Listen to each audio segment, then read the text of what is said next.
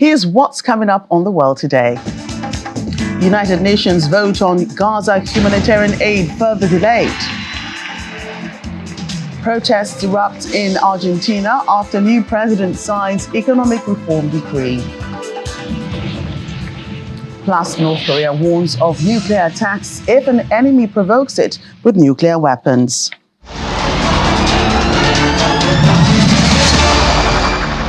Hello and welcome to the program. I'm Joke Rogers. In Lagos, the United Nations Security Council vote on a bid to boost aid to the Gaza Strip and asked the UN to monitor humanitarian aid deliveries in the Palestinian enclave was again delayed at the request of the United States of America.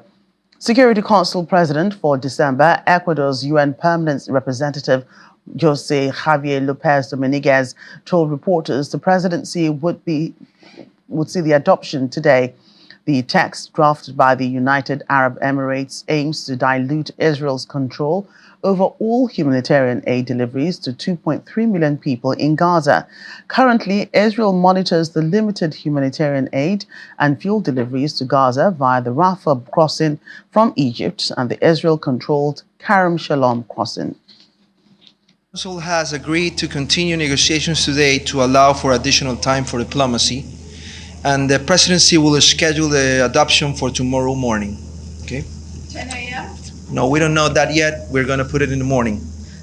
We are aware and are part of very high-level discussions that are happening between capitals to try and reach a text that will in fact be adopted. The overriding objective of this resolution was always to try and positively impact on the ground for the people who need it the most. We have been working overnight, long hours. You have been here covering it, and we appreciate your patience with the Council. But we believe today giving a little bit of space for additional diplomacy could yield positive results, and we are going to be optimists and try and do that. Without going into too much detail, because these are Council deliberations, but I think everyone wants to see a resolution that has impact and that is implementable on the ground. And there are some discussions going on about how to make that possible. Meanwhile, Chief Israeli military spokesperson Rear Admiral Daniel Hagari says that ground forces have uncovered another network of infrastructure used by the Hamas leadership in the Gaza Strip. He was speaking in a televised press briefing on Wednesday. Mr. Hagari described the underground network as the base for the Hamas leadership movement. Israel accuses the militant group of deliberately locating tunnels and other military infrastructure among civilians whom it uses as human shields. And the United States says serious negotiations are taking place on a new Gaza truce and the release of more Israeli hostages. Earlier, U.S. Secretary of State Antony Blinken had noted that the U.S. wants and expects Israel to shift its military operations in Gaza to a lower intensity phase, during which there will be more targeted operations focused on the Hamas leadership and its infrastructure. Speaking at a year-end news conference in Washington, Mr. Blinken added that once this shift happens, the harm done to civilians should decrease significantly. We continue to believe that Israel does not have to choose between removing the threat of Hamas and minimizing the toll on civilians in Gaza. It has an obligation to do both, and it has a strategic interest to do both. We're more determined than ever to ensure that out of this horrific tragedy comes a moment of possibility for Israelis, for Palestinians, for the region, to live in lasting peace and lasting security. That out of this darkness comes light. Realizing that possibility will require all parties to make tough choices about the steps that they're willing to take, including the United States. We will test this proposition with the urgency and the creativity that it deserves and that America's interests demand. It's clear that the conflict will move and needs to move to a lower intensity phase. And we expect to see and want to see a shift to more targeted operations with a smaller number of forces that's really focused in on dealing with the leadership of Hamas, the tunnel network, and a few other critical things. And as that happens, I think you'll see as well the harm done to civilians also decrease significantly. We've said all along, and we have these conversations almost every day, that it is vitally important how Israel conducts its operations. U.S. Defense Secretary Lloyd Austin visited the Gerald R. Ford aircraft carrier in the eastern Mediterranean and thanked its crew for what he said was their role in helping prevent a broader conflict in the Middle East during the Israel-Hamas war. The nuclear-powered Ford, a small floating city of over 4,000 people with 8 squadrons of aircraft, became a powerful symbol of American resolve by rushing closer to Israel after it was attacked by the Palestinian militant group Hamas on October 7. The Ford is the U.S. Navy's newest aircraft carrier. Its air wing has carried out more than 8,000 sorties, more than a quarter of them since repositioning to the eastern Mediterranean Sea after the war in Gaza began. We're concerned, are concerned about the conflict or the crisis spreading to the wider region. But to date, I think we've done a really good job of preventing that from happening, and we'll stay focused on that in the future. What the Houthis are doing affects commerce around the globe. Some 10 to 15% of global commerce flows through the Red Sea and through the Straits. So freedom of navigation is important to again, countries around the globe. And I think we'll see increased participation going forward.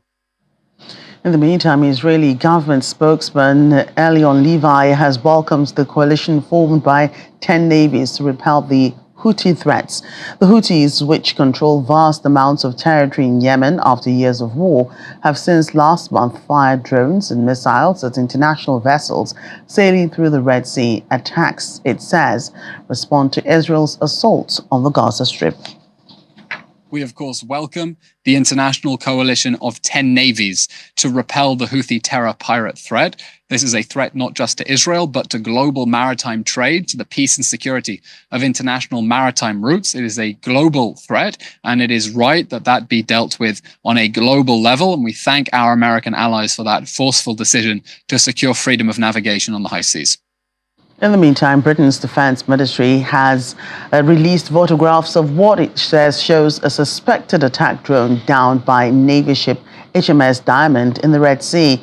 Britain's Ministry of Defense said on Tuesday that HMS Diamond would join a US-led international task force to safeguard commerce in the region.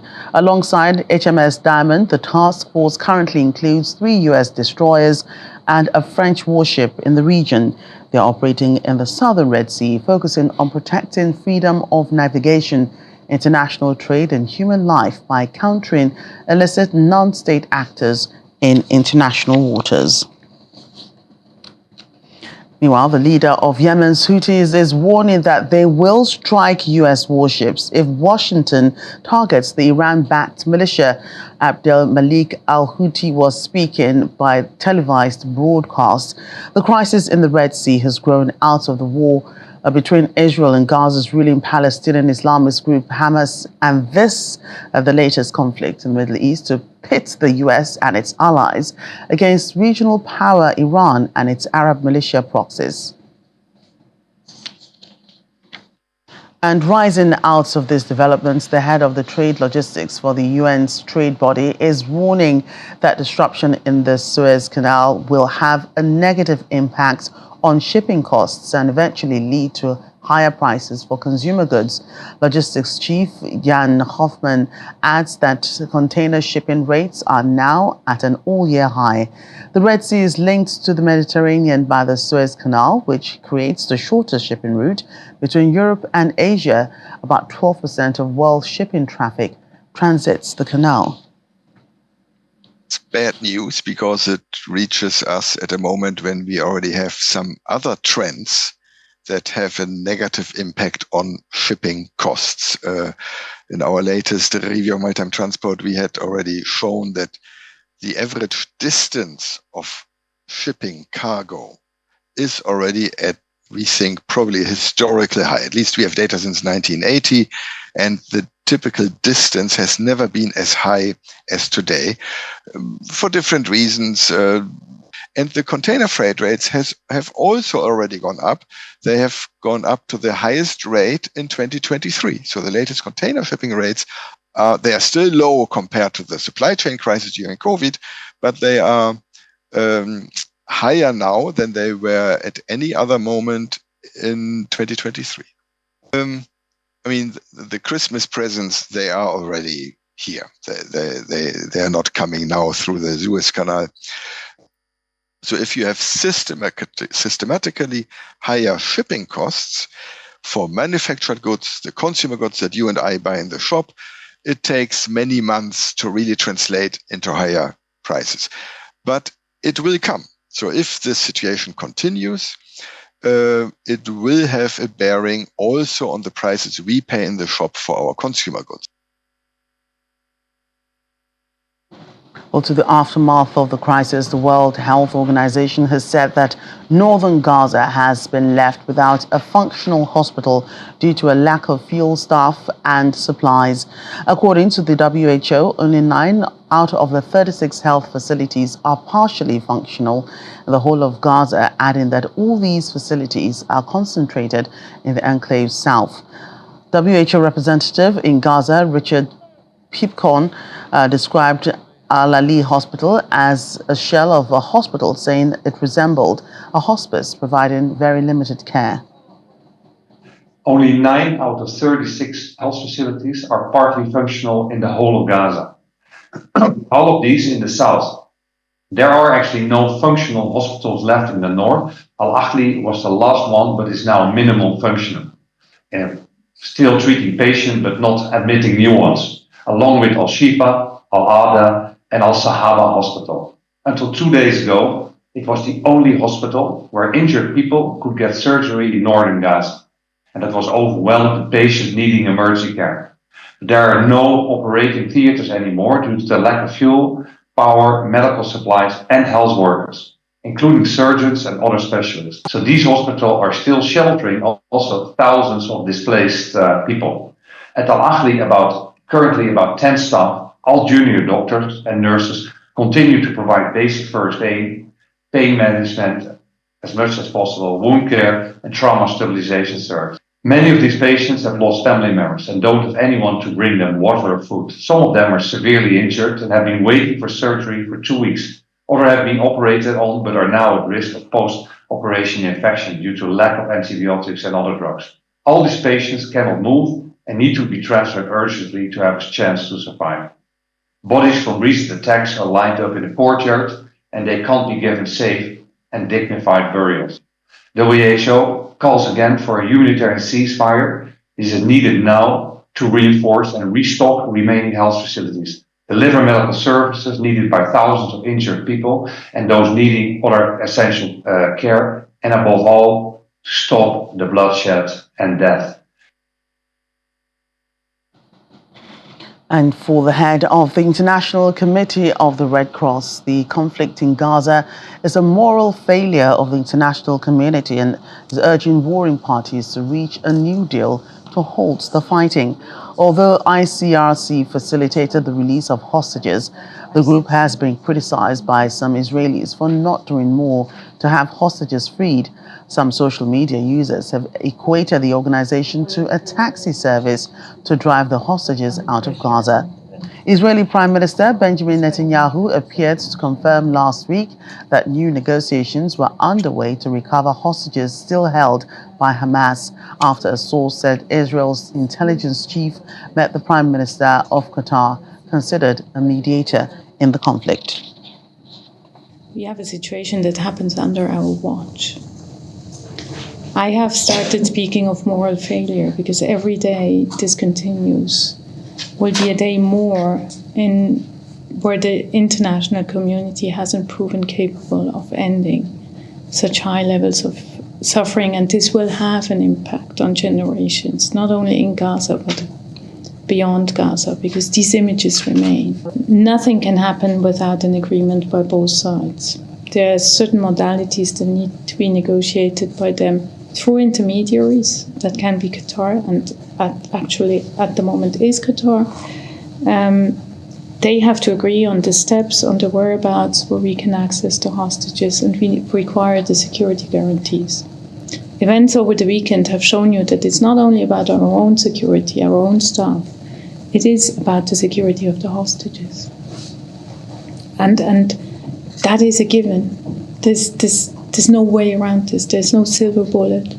There's nothing without an agreement by the two sides. So we urge them to keep negotiating and to keep facilitating the space that we need in order to operationalize the releases. And the releases in themselves are highly complex, highly sensitive missions. You don't just go there and take the hostages and bring them out. So any references to us being an Uber service or a taxi service are just beside the point. And I personally find them unacceptable and outrageous. I mean, our colleagues risk their lives, their safety and security during these operations, and the hostages are highly exposed while these things are ongoing.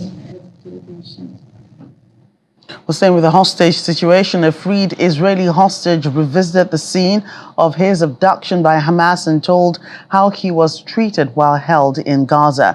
18-year-old Ofer Engel was released after 54 days in Hamas captivity and on Wednesday spoke at Kibbutz Be'eri, which was attacked on October 7. Be'eri is about 2 kilometers from Gaza and was one of the sites worst hit by Hamas. Family members of other Israeli hostages also recalled the moment when their loved ones were taken away. Interned the house, 2 with guns, 1 with RPG. First thing, they shot the dog. Then they took me into a black cab. The last thing I remember is being carried away, and Yuval, my girlfriend, say I love you. One of the most difficult moments was when the terrorists moved us twice in absolute darkness with non-stop booms all around us. I was there, and every moment the hostages are there is danger. They have no time. Why do I get to be here and they don't? They all have to come back home now. This place became the place where my dad was taken from, where my mom was taken from.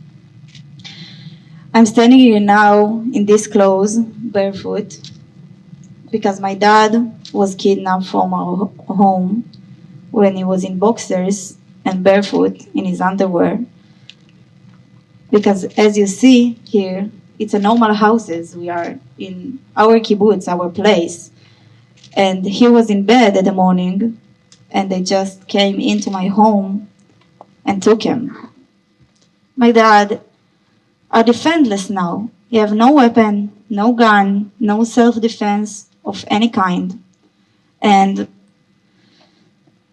I'm just so afraid. I'm afraid that my dad wouldn't come back.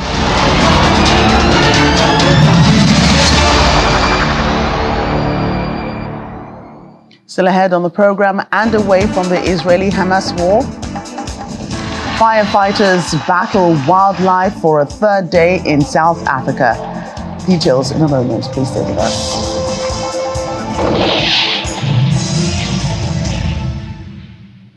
Welcome back to the program. In Argentina, the president has signed an economic reform decree that will end limits on exports and authorize measures to loosen regulations as his new government combats a severe economic crisis. But this did not sit well with many as they rejected the move, causing protests outside Argentina's Congress. Many were banging pots and waving the national flag, arguing that the measures are a blow to the entire working class. Earlier in the day, thousands took to the streets of Buenos Aires to protest the government's austerity plans, led by representatives for the unemployed, demanding for more support for the poor. Argentina's poverty rate soared by past 40% in the first half of this year.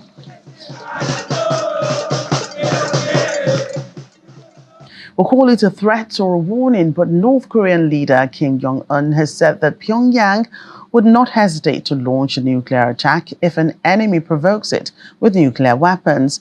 President Kim made the remark as he met with soldiers under the military's Missile Bureau over its recent launch of an intercontinental ballistic missile.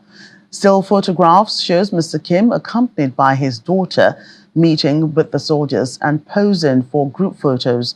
North Korea's launch demonstrated the military's high mobility and rapid attack capability and called for efforts to further strengthen its combat efficiency. Philippine President Ferdinand Marcos Jr. has described as worrisome recent maritime incidents in the South China Sea, which involved his military chief of staff. Philippines had earlier in December accused the Chinese Coast Guard and maritime militia of repeatedly firing water cannons at its boats during a resupply mission, causing serious engine damage to one and deliberately ramming another.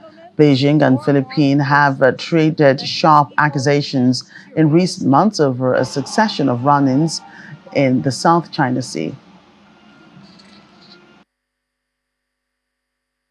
The recent incidents involving no less than our AFP Chief of Staff is worrisome. Yes, but it is a proud demonstration of Filipino courage against coercion and our firm resolve to protect, preserve, and uphold our territorial integrity. But despite the many attempts at provocation, the Philippines, through the AFP, remains a force and a voice of reason, exemplifying responsible and dignified behavior in resolving issues in accordance with international law. The European Union reached an agreement today on new rules designed to share out the cost and work of hosting migrants more evenly and to limit the numbers of people coming in.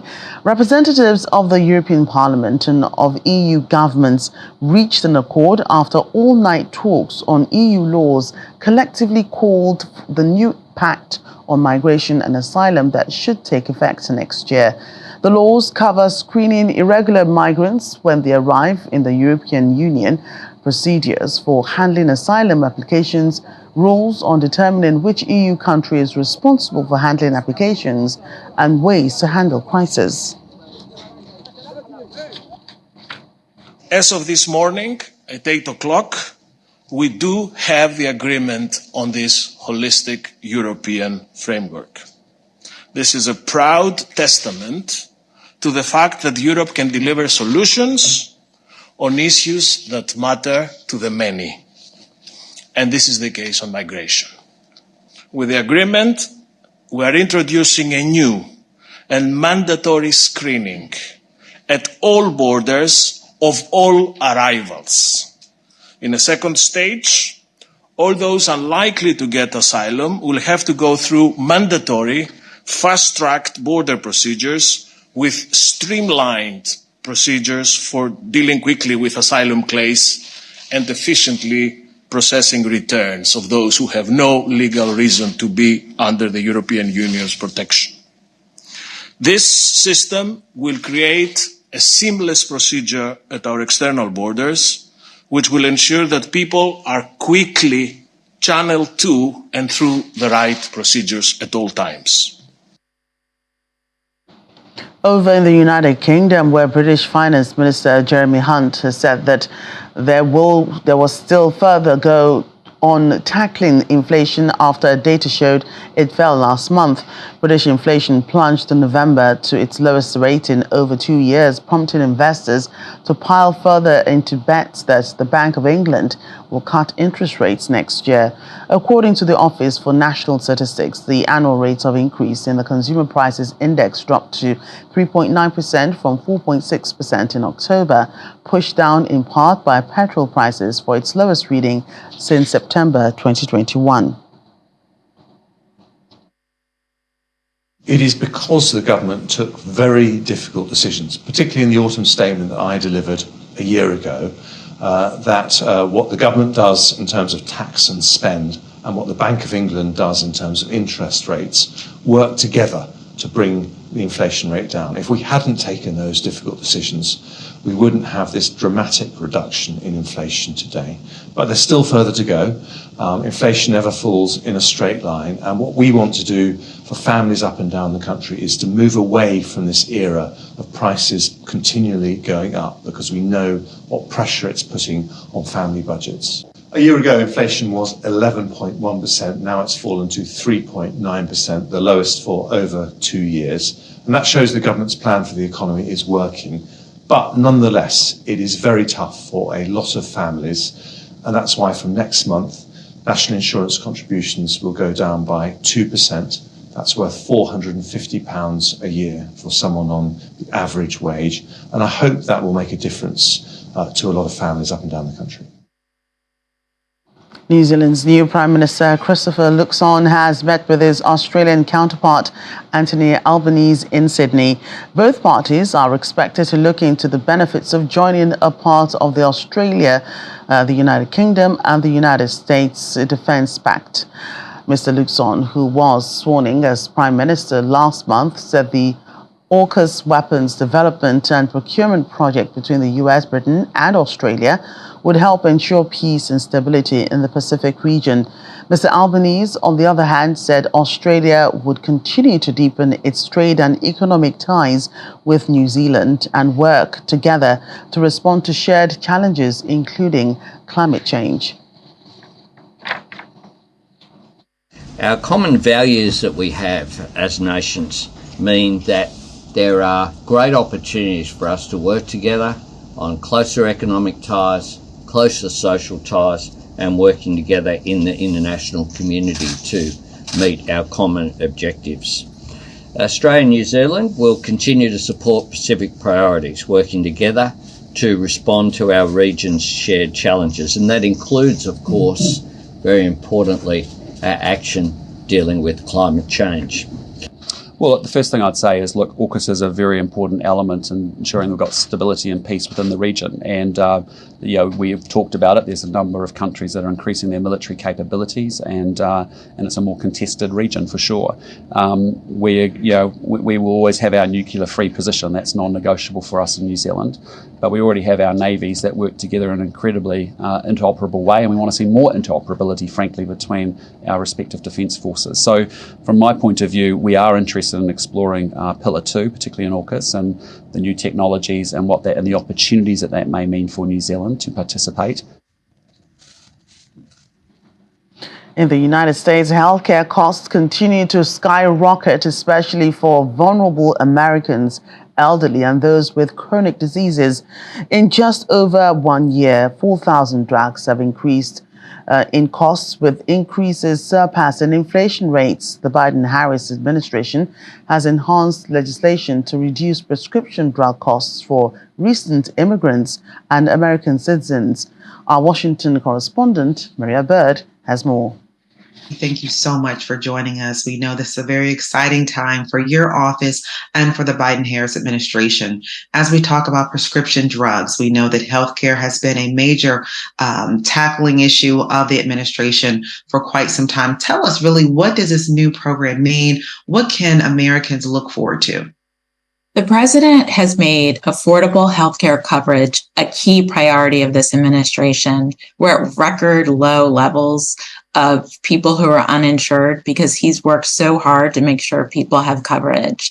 And one key area is in prescription drug costs.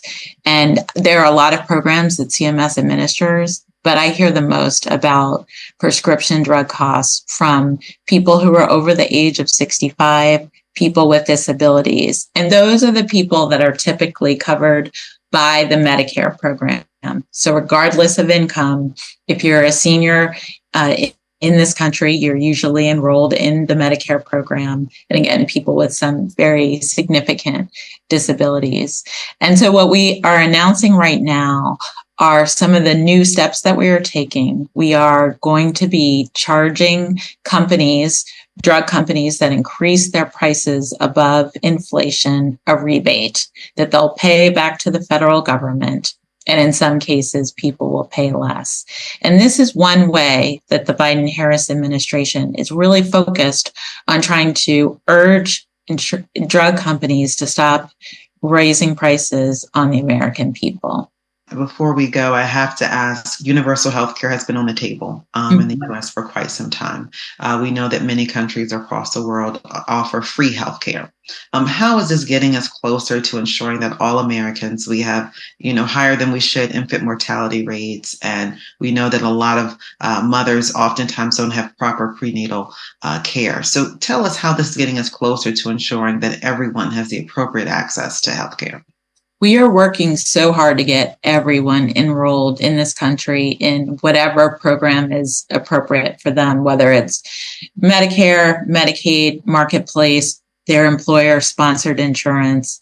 And we are trying all hands on deck. The administration in particular, we are focused on doing outreach to harder reach communities. And that's why I think we've seen such an increase in enrollment across these programs. We have 40 states now that have expanded postpartum coverage. So mothers, I'm a mother, and I marvel now at the idea, when you're 2 months after you've given birth, to actually have to change your coverage when you're juggling washing the dishes, figuring out how to get yourself. I still remember being in my OBGYN's office, and I had to bring my daughter in because I didn't have somewhere to put her, someone to take care of her that day. You're struggling. And to, in the middle of that, have to switch your coverage. It's just so difficult. And we lose so many moms during that postpartum period. It's not just the period of time where she gives birth. It's those couple of months later where symptoms are missed. So it's so crucial that we keep people in coverage and make sure they can see their doctor, make sure they can get access to their drugs. And so the administration cares so deeply about making sure we get people insured and that coverage is meaningful. And that's why we're so excited about what we're doing in the Medicare program to make drug coverage more affordable, because seniors and people with disabilities are often taking 8 or more drugs a day. And so it's so crucial that we keep those affordable so that they can get the care that they need. Administrator Brooks-LaSure, we thank you so much for joining us, and we thank you for sharing about this new news around prescription medication costs and reducing the cost. Thanks again. Yeah, thank you for having me. Thanks, Maria. Moving on, firefighters are still battling a wildfire 3 days after it broke out in the Simons town of South Africa. The wild blaze, coupled with heavy winds, started early on Tuesday on a mountain overlooking Simons town, which is about 40 kilometers south of Cape Town. Helicopter operations to put out the blaze with water from the ocean resumed in the early hours of today. While authorities have said evacuations were not needed, they noted that the fire was getting close to properties and the situation was being monitored. Staying in South Africa, the country has grappled with the profound racial challenges and incidents that have shaped its complex social political landscape stemming from the historical legacy of apartheid. The most recent racial video in South Africa sparked outrage on social media after a teenage white boy uttered the K words during a YouTube live stream. The South African Human Rights Commission is investigating the matter. Our South Africa correspondent, Innocent Simusa, has details. Incidents that spotlight racial divisions occasionally emerge, reminding the nation of the ongoing struggle for unity and equality. Almost every month, the South African Human Rights Commission receives a flood of racial complaints. On the same white man. Addressing his supporters at the Western Cape 3rd Provincial People's Assembly, the leader of the Economic Freedom Fighters, Julius Malema, says violence should be responded to with violence. Why are the victims of racism not attracted to you? Do you exist in paper, or do you exist amongst our people? And do you help these victims of racism to confront racism and nip it on the bud. In a quest to address these challenges, Mr. Uche Ononeze launched a book titled You Aren't Black or White, One Human Race, Unequal Societies. I am a freedom fighter. Two things compelled me to write this book. That is a saying that not until the animals begin to tell their story, the story will always glorify the hunter. So it's time for Africans to begin to tell our own story. The launch saw the distinguished presence of influential figures such as Yvonne Chaka Chaka, the Turkish ambassador to South Africa, Her Excellency Aisha Kadesh, and Professor Matole Mutseha. You know, President Seretse Khama said in 1970 that African people must write their own history, because a people who don't know their history and heritage are a people without a soul. We should recognize our humanness. We should recognize that we are all a human race. And I'm sure Uche can elaborate more on the book. For me, it's about respecting each other as humans. And it can't be better than that. The continent has been highly polarized for lack of the truth. And the truth has been, or should be, that we have been sitting with global deception for hundreds of years. And what will stem from this book is that we will see how the structure of the content will filter into policy making in nations. The journey towards reconciliation and dismantling systemic racism remains an ongoing process. From Pretoria, South Africa, at the University of South Africa, Innocent Samosa, Channels Television. Well, counting has started in some polling stations after Wednesday's election in the Democratic Republic of Congo, as voting lasted until late in the evening. The Electoral Commission had to extend elections into Thursday for those whose polling stations did not open at all on Wednesday, prompting a group of opposition presidential candidates to call for a rerun of the vote. The head of the Electoral Commission estimates that at least 70% of voters had the chance to cast their ballots. President Felix Tshisekedi faces 18 candidates as he seeks a second term in this high-stakes election.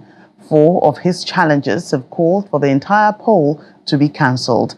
Results are supposed to be announced by December 31st. The winner will be the candidate with the most votes with no runoff if they fail to cross the 50% mark. And still ahead on the program, Christmas markets in full swing in Moscow as Russians prepare for the festive season. To bring you that story and more after the break, please join us again.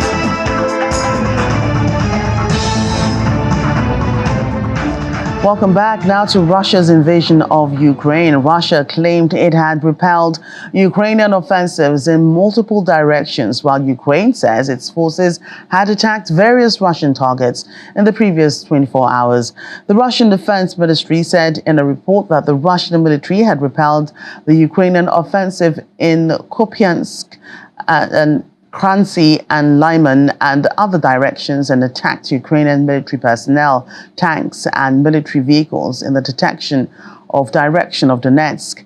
It added that the Russian air defense system shot down 1 Ukrainian Mi-24 helicopter and 32 drones and intercepted multiple rockets.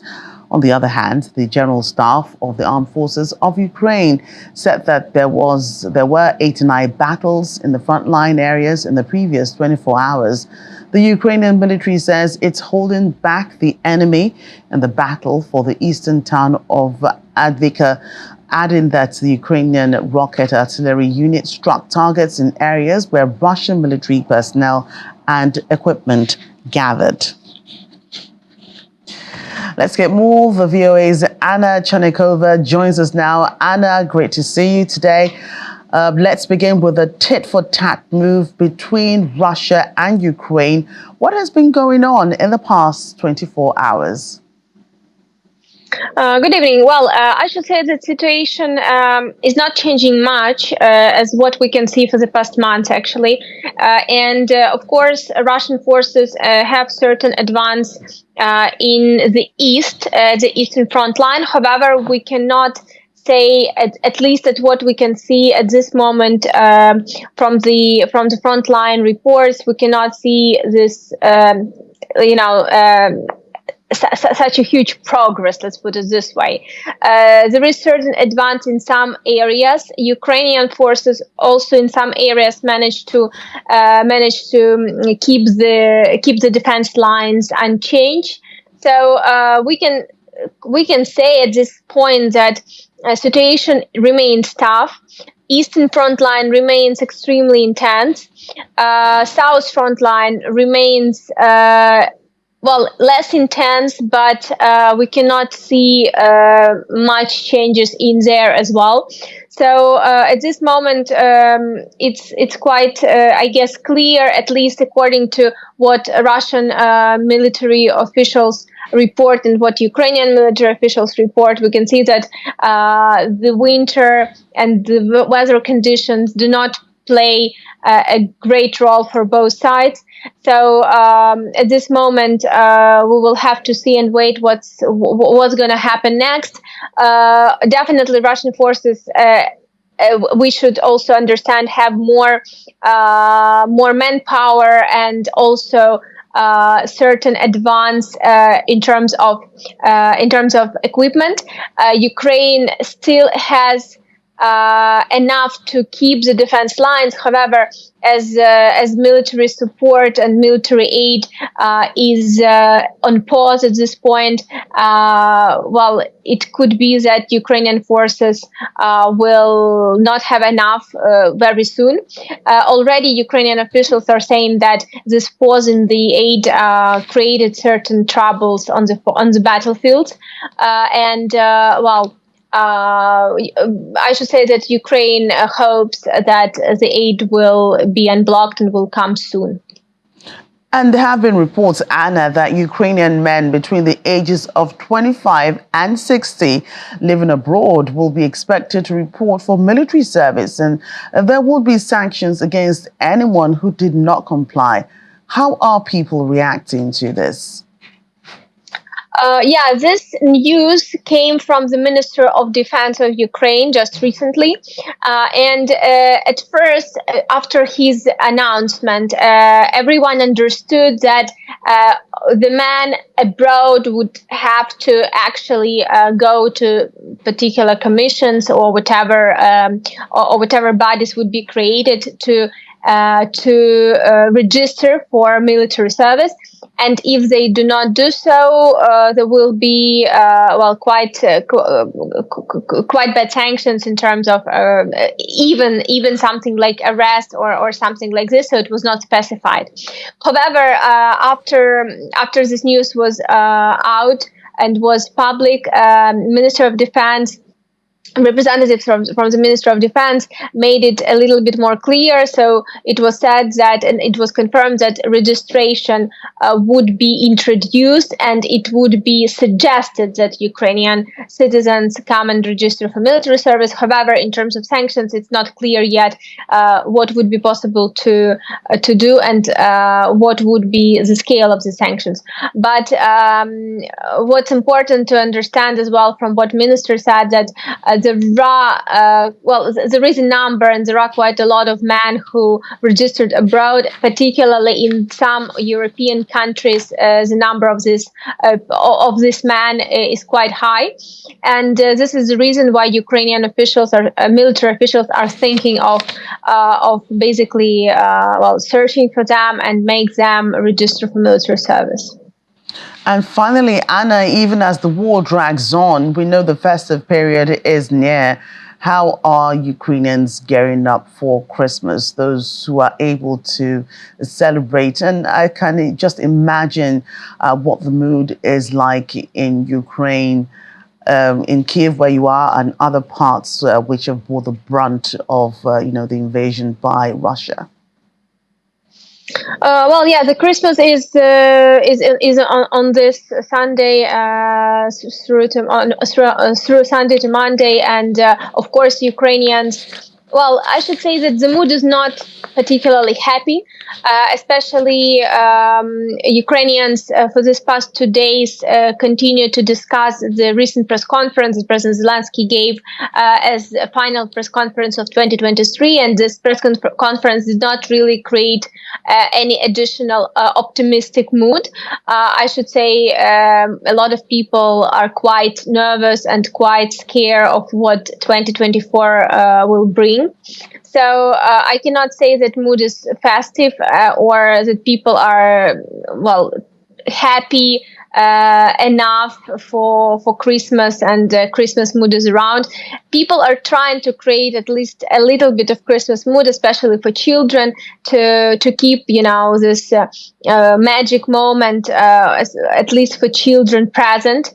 And of course, people are getting ready to celebrate and to welcome Christmas with their families, and definitely hope and pray for better future for Ukraine. I think that this will be a very, very tough both festive period and as well as next year, the beginning of next year and the whole next year. Right, Anna, we must thank you very much. And ahead of the celebrations, we do wish you, the much you can celebrate, to have you celebrating Christmas. Thank you. And speaking of Christmas, it's the first time Ukrainians are participating in the Yuletide celebrations amid what Russia calls its special military operation in Kyiv. Kyiv residents flocked to the capital city center to watch the Christmas tree opening ceremony with Kyiv's mayor, Vitaly Klitschko.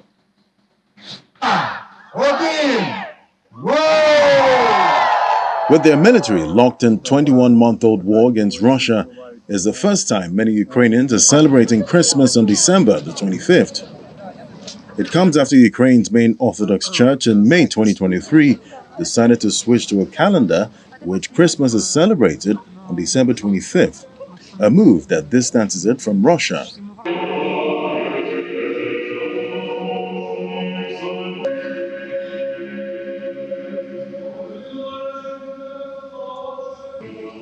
Both December 25th and January 7th have been official state holidays in Ukraine since 2017, in recognition of the large numbers celebrating Christmas on both dates. But calls for a general move to December 25th grew after Russia's bloody February 2022 invasion.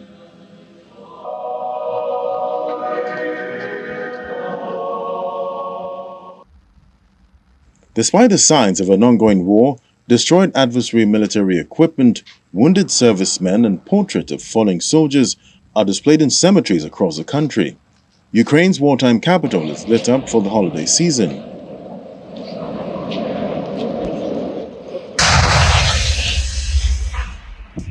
But on the front line, sub-zero temperatures are complicating the fight for forces.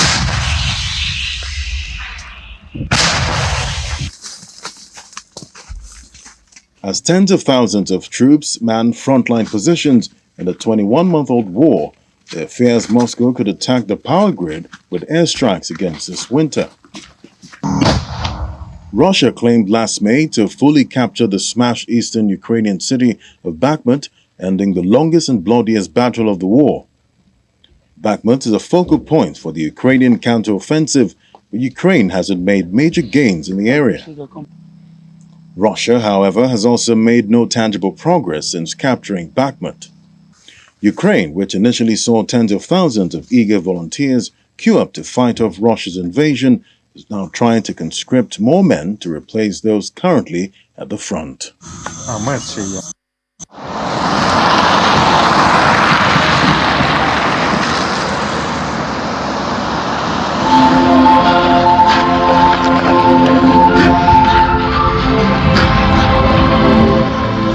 Well, the festive season market, on the flip side, Moscow's Red Square is in full swing and elaborate decorations can be seen all around the center of the Russian capital ahead of traditional New Year celebrations. New Year's Day is Russia's main seasonal holiday. while Orthodox believers also celebrate Christmas on January the 7th.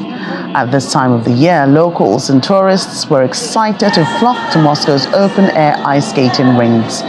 However, despite the festive atmosphere in Moscow, the conflict in Ukraine will weigh heavily on the minds of many Russians, especially those with male relatives fighting at the front.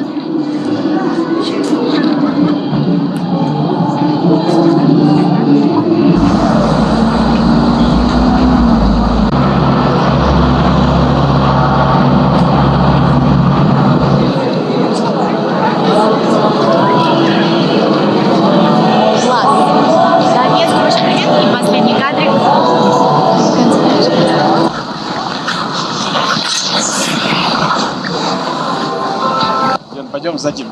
Вот, Ян, направо.